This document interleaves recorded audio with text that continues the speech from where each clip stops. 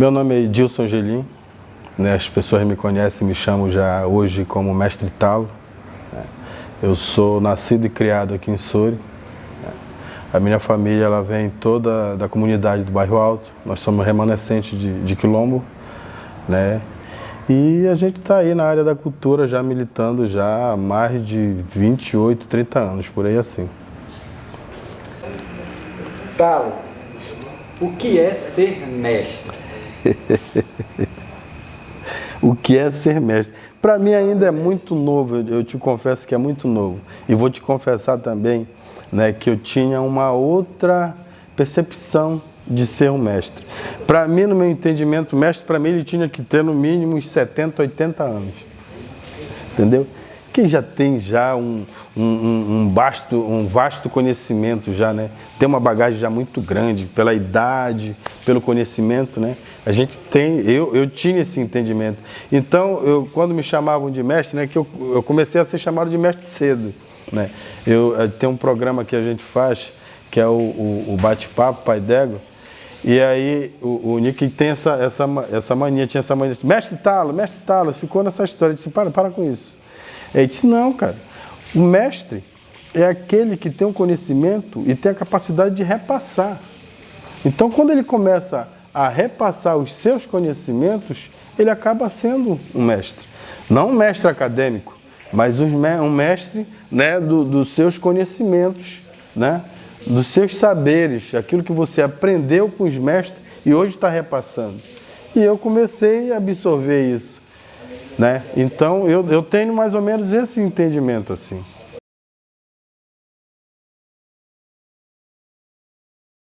Educação, pelo entendimento que a gente tem, a educação ela é a base, né, do conhecimento para que a gente possa transformar pessoas. Né? A educação ela transforma vidas. E com a educação a gente chega a qualquer lugar. Né, através do conhecimento. Isso é fato, né, a gente sabe. Né, e quando a gente faz uma reflexão, né, da vivência que eu tive através da educação, se hoje eu sou o que sou hoje, né, é porque eu tive a oportunidade de estudar.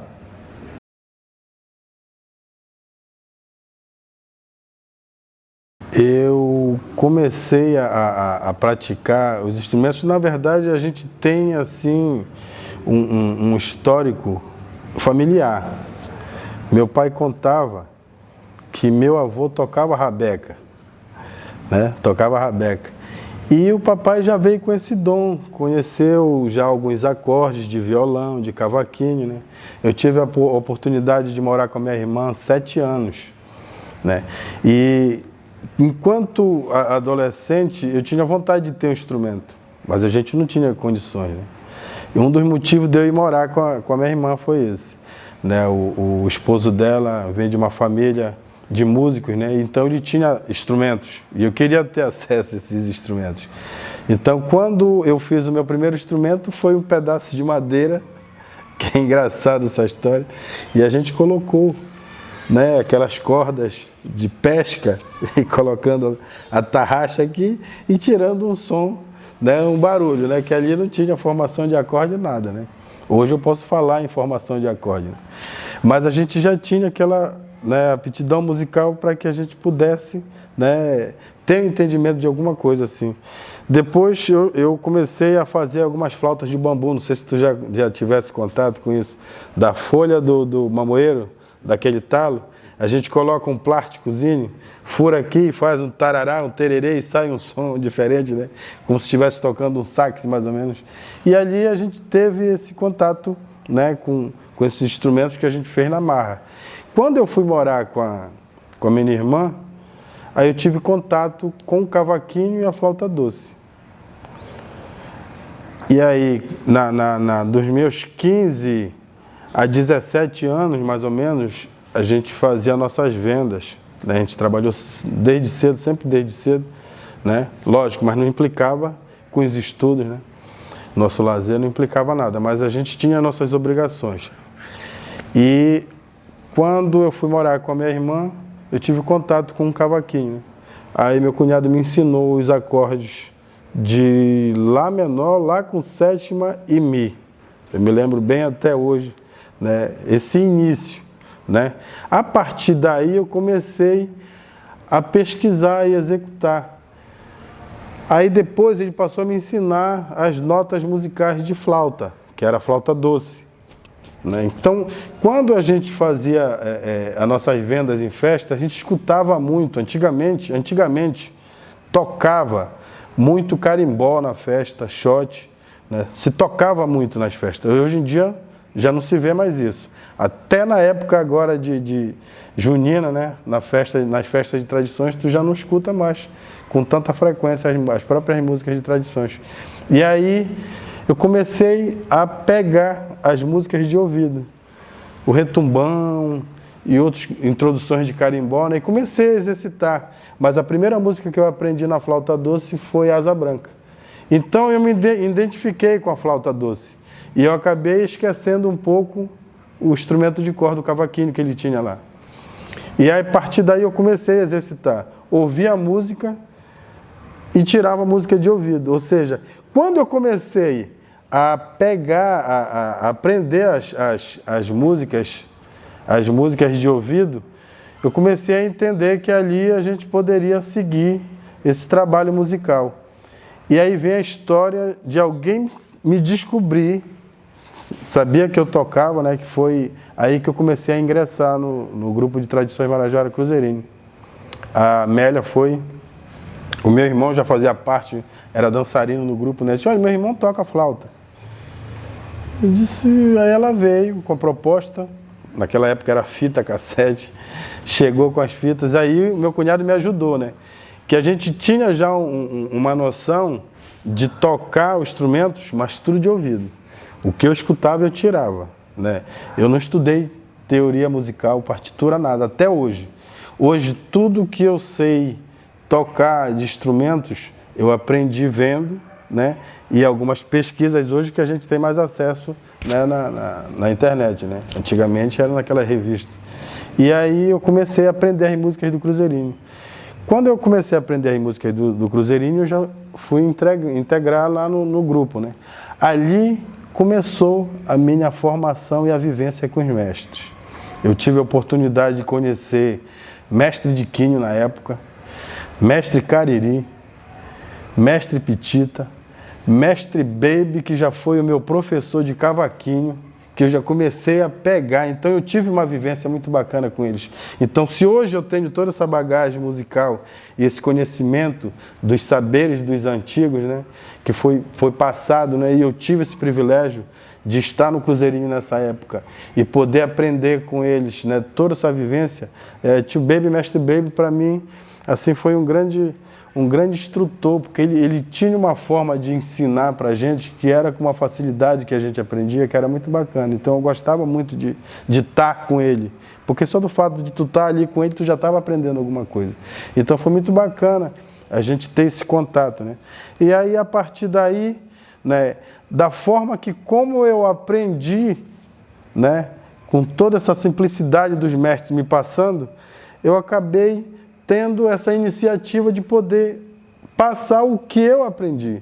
Aí vem a história, né, dos saberes, de repassar os saberes. Aí eu começaram a me titular como mestre também, né? Aí acabei tendo esse título, né, de ter adquirido conhecimento e começar a repassar para os outros, as crianças, né? Então, graças a Deus, hoje já vários alunos já passaram, né? Hoje são formados em universidades, mas que tiveram início aqui comigo, né? Através de todo esse processo musical que eu tive, né? Da vivência a partir, eu acredito que era dos meus 13, 14, 15 anos por aí, assim. Daí eu não parei mais, né? Sabe que a música ela é infinita, né? Todo dia é algo novo para se aprender. E é mais ou menos isso aí, essa trajetória aí, né? Eu tive a oportunidade de estar com os mestres, né? Além de estar no carimbó, eu era pequeno, já tocava um pouquinho de cavaquinho, eu saía. Tinha ensaio lá na Dona Magnólia, Eu tive ainda o privilégio de participar em ensaios lá. Tinha um ensaio aqui para o Pacoval, que eu esqueci o nome daquele boi na época que a gente ia para lá, eu era muito novo.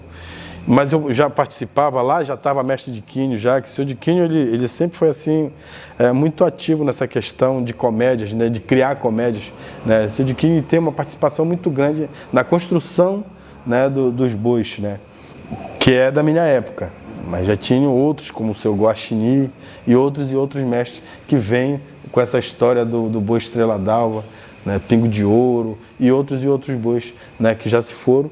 Né? Mas quando eu resolvi entrar na questão de ser mais olhado, alguém me ver e conhecer, pô, esse aí eu conheço, eu sei quem é esse aí, Mestre Talo. Então vamos aprovar o projeto dele, porque o projeto dele pode ser, né, uma referência, né?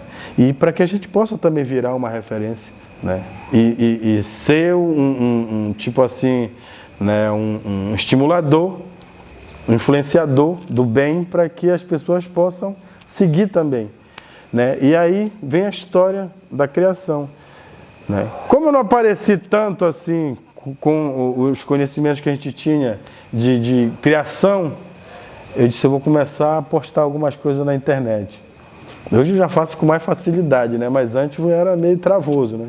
Falava um pouquinho disso, aquilo e mostrava, não, bora criar. Aí eu criei algo, né, que hoje, graças a Deus, está com uma extensão muito grande, que é o arrastão do meu boizinho.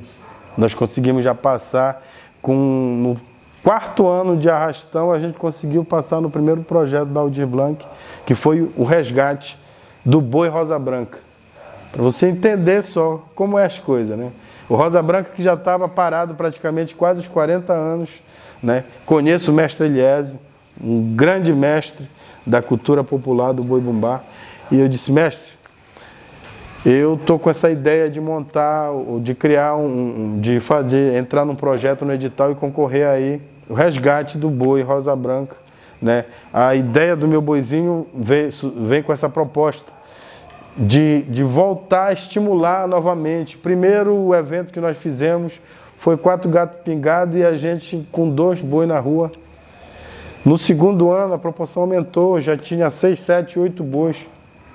Hoje eu não sei nem quantos bois tem. Quando nós criamos o meu boizinho, foi a ideia que a gente pudesse trabalhar a base. Boi infantil. Que ainda tem criança que tem medo do boi. Então vamos fazer um trabalho para que a gente possa fazer com que essa criança goste do boi e não tenha medo. Uma das maiores brigas minhas no arrastão é que tem uns tripas que a gente gosta de amassar um mé, né? E o boi fica furioso. E eu vou com cada tripa, converso antes, né? É ruim de dominar tudo isso, né? Mas eu converso, diz que olha, isso é um evento infantil, certo? E ali, olha, pode ver, olha, ali tá chapado de vaqueirinho.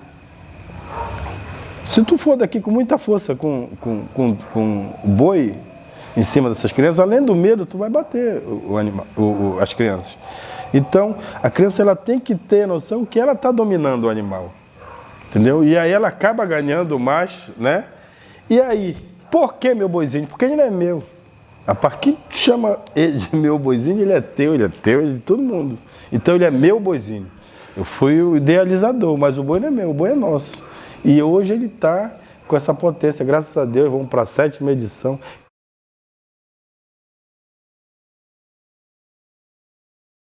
Infelizmente ainda não, né? Como deveria ser, né? Porque não adianta só a gente fazer a reclamação e não dar uma sugestão, né? A gente precisa inserir, sim, né, os saberes populares, né, o conhecimento da nossa cultura ser inserido dentro, né, da disciplina, né, escolar, para que a gente possa ser mais valorizado. Eu entendo que quando a gente começa a passar esses valores, né, culturais, esses conhecimentos culturais para as crianças, desde o pré, né, até o ensino médio, para que futuramente a gente possa ter uma cultura mais valorizada. Porque a gente percebe hoje que muitos alunos dentro da própria escola, numa época como essa, tem vergonha de dançar o carimbó, né? Tem vergonha de dançar o carimbó. Então, isso aí é como se fosse um trabalho fechado, daquele que ama a cultura e gosta de fazer, tipo no espaço, vamos dizer, Casa da Cultura. Lá rola o carimbó dia de segunda e quinta-feira, né? Mas rola o carimbó ali. Não é um carimbó aberto para que todo mundo possa ter o acesso. E quando se implanta esse trabalho cultural dentro das escolas, a gente começa a trabalhar a base, que são as crianças, né? E aí, a partir daí, a criança ela vai valorizar mais a cultura, vai se interessar e vai começar a fazer pesquisas, que são o que as meninas estão fazendo hoje, né?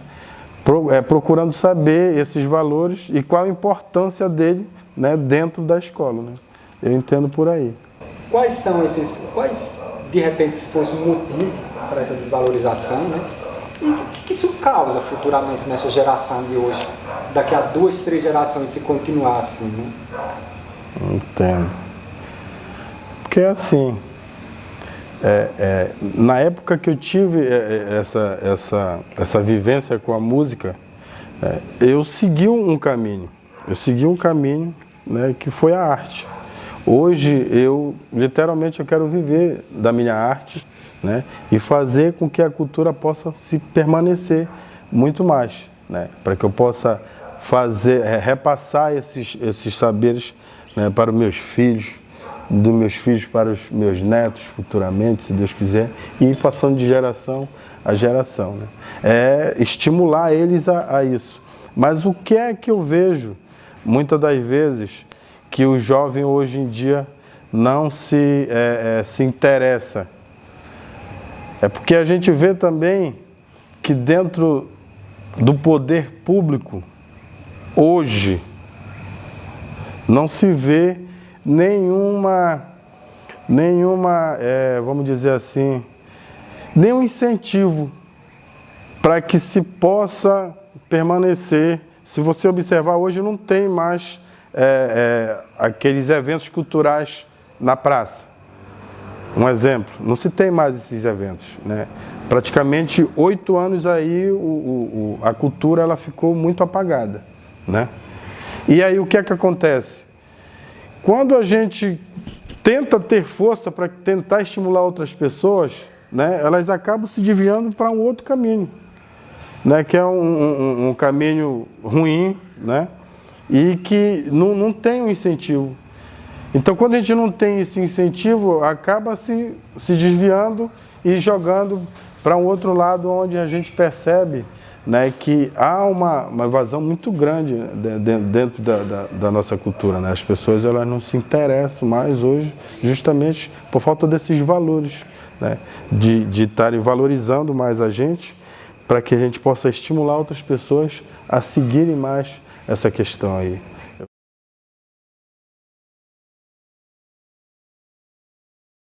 Se nós implantássemos a educação musical, por exemplo, vamos começar a pegar pela parte musical, certo? Que a gente sabe que o Marajó, ele tem tem um celeiro de artistas, né? E tem aptidão para isso, né? Crianças que têm aptidão, né, para aprender música, né? E se a gente pudesse começar por aí, pela base musical, fazer com que a criança pudesse aprender a tocar uma flauta, pudesse aprender a tocar um instrumento, um banjo, né, que é um instrumento rústico, né, um cavaquinho, um violão, e a partir daí você vai começar a introduzir os conhecimentos culturais para aquele aluno que está ali dentro dessa parte musical, né. É uma forma de você atrair porque muitas das vezes ninguém quer saber dos conhecimentos culturais, né? Isso às vezes acaba, vai estudar isso, não tem interesse, né? Que interesse vai ter, né? Mas não sabe que por trás, né, um povo sem cultura é um povo sem raiz, né? E aí, se não se tem toda essa base, não tem conhecimento de nada. E se a gente não persistir e conseguir colocar realmente isso como até uma disciplina escolar, para que possa ter um conhecimento dos saberes culturais, né?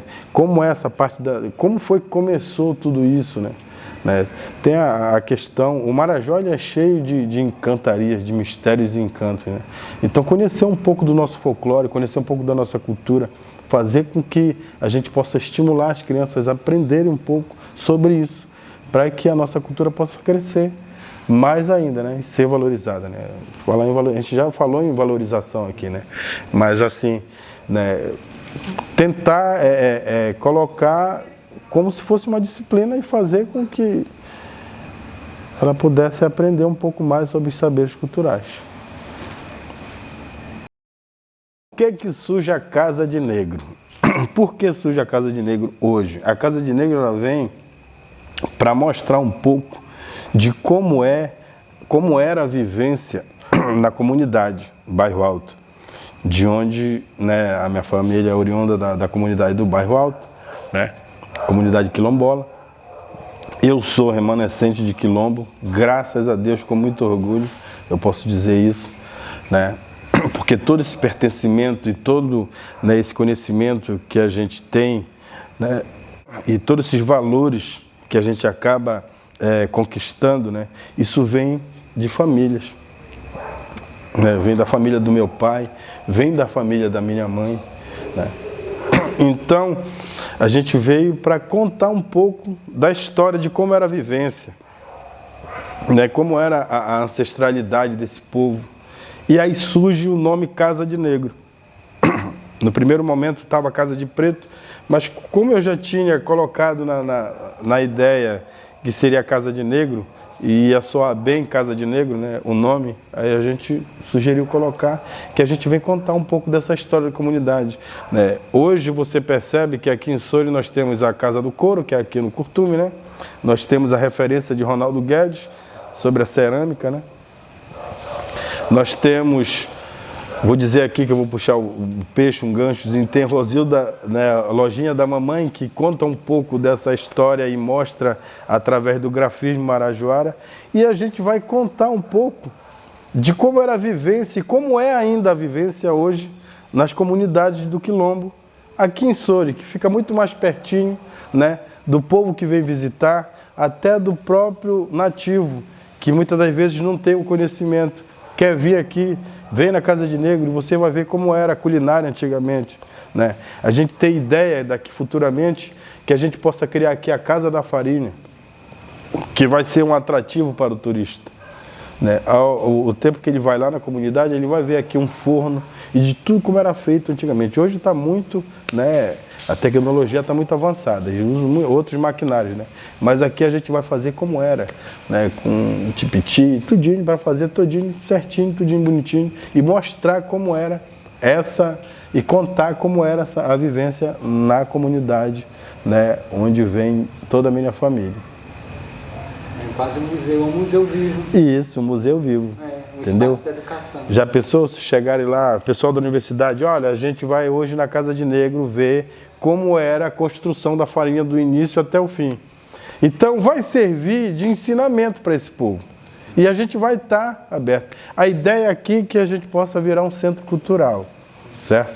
Né? Eu tenho o sonho de colocar 3 salas de música, uma de corda, de corda, de flauta, né, de sopro, e de percussão, aqui na Casa de Negro, certo? Montar 3 salas de música lá e que a gente possa poder, né, contribuir, né, através de tudo que a gente aprendeu e poder repassar isso de uma forma até melhor. A gente vai estar começando aqui, se Deus quiser, as oficinas, né?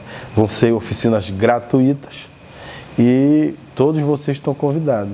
E é um desafio que eu passo para todo mundo, geralmente quando vem aqui, que não é difícil de aprender o corimbó. A gente tem uma técnica aqui que eu vou passar para vocês daqui a pouco, não sei se você vai poder registrar, mas que a gente consegue ensinar quem quiser aprender a tocar o carimbó com uma linguagem bem fácil. Você todo corimbó aprender a tocar bem fácil. Quais são esses valores que a cultura popular ensina, educa para as pessoas? Quais são esses valores? Bem, Pergunta boa essa, né? Difícil de responder. Tá me enrolando aqui. Isso vai ser editado depois, né? Vai. Bota aquela telinha preta e branca aqui. Pode colocar aquele grilo também assim. Cri, cri, cri, cri. Bem, os conhecimentos que a gente pode passar assim são através dos conhecimentos como pessoa. Como é que você vai se transformar como pessoa, né? Eu aprendi muito desde criança que quando a gente sai de casa, a gente toma benção mãe, benção pai, né? São valores, né, que não se aprende na escola, né? São valores que os próprios antigos passam para a gente, os próprios mestres passam para a gente. Aprender a respeitar o próximo, né? Ter essa sensibilidade de respeito, né? Então, é muito importante hoje. Hoje em dia, né? Hoje em dia é muito difícil. Se você tiver por casa qualquer dia desse, a gente chega em casa e benção, mãe. Como é que tá? Tô com a senhora, tudo bem? Vai lá, pega na mão dela, né?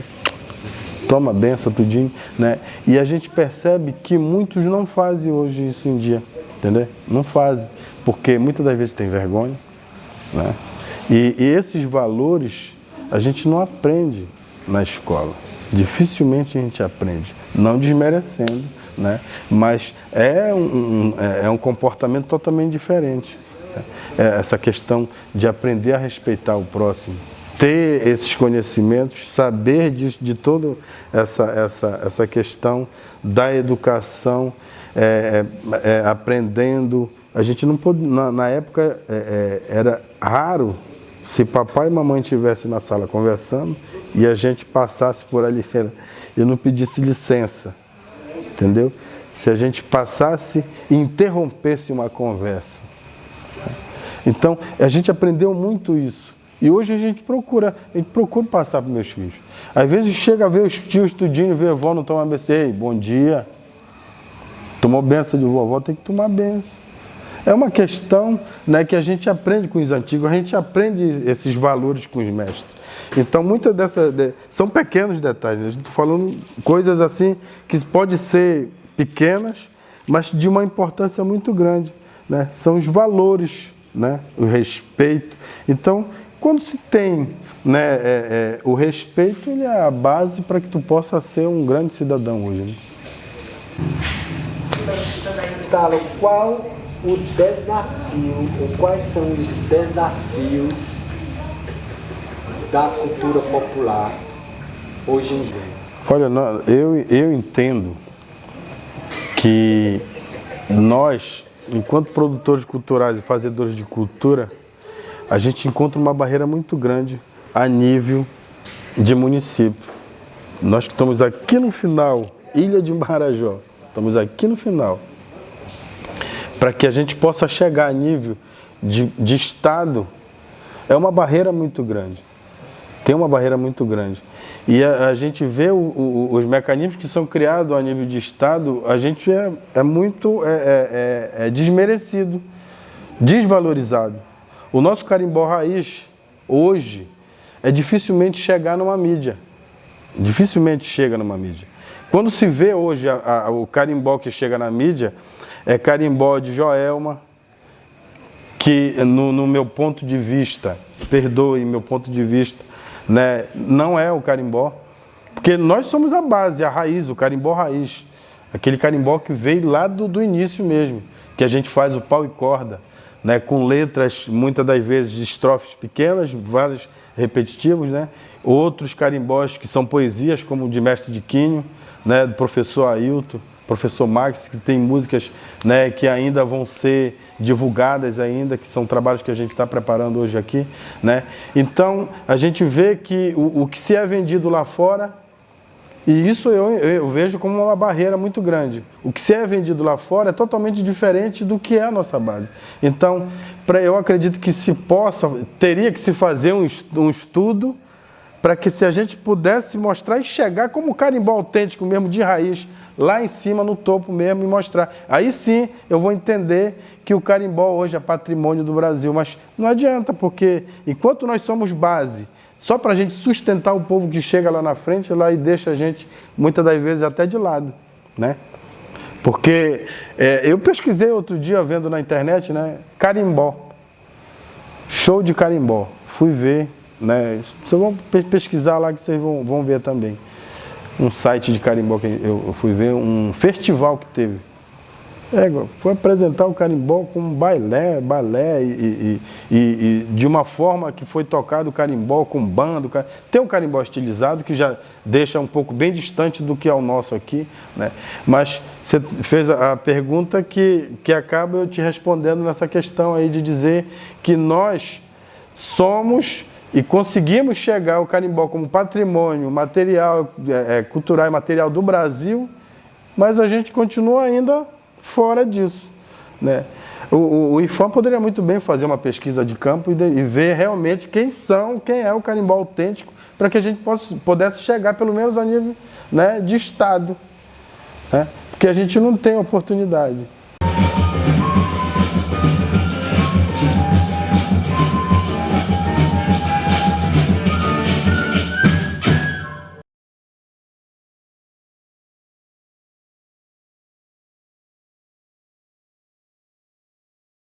Não vão fazer nenhuma pergunta. Né? Hã? Elas não vão fazer nenhuma pergunta. Você? Elas. Elas, é isso que eu disse. Se quiser fazer uma pergunta. Não, se elas não fizerem, eu vou fazer para elas. Aproveita. Joga a pergunta, eu vou jogar a minha. Pensando, aí depois eles vão sentar aqui, né? Agora vai ser sabatina.